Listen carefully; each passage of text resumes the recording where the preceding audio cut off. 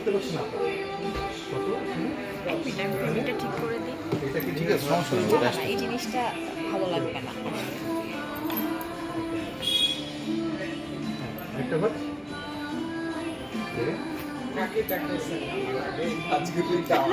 না, এটা বুঝলি একটা নোটকে টাইপ করে ধরে। আমার হাতে কত টাকা দেখতে পাচ্ছি না। হাউ মাছ আপনার হাতে?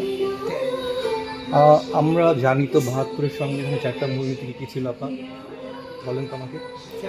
মূলনীতি: গণতন্ত্র, সমাজতন্ত্র, ধর্মনিরপেক্ষতা, বাংলাদেশ। সমাজতন্ত্রের কনসেপ্টটা হচ্ছে আপনি আমাকে বেটার বলুন, এখানে ধর চান্দিটা করছি যে না ধরে রাখুন, হ্যাঁ, নড়াচড়া করবেন না। আমি যদি শেক করি 1 2 জাস্ট ওপেন ইউর হ্যান্ড,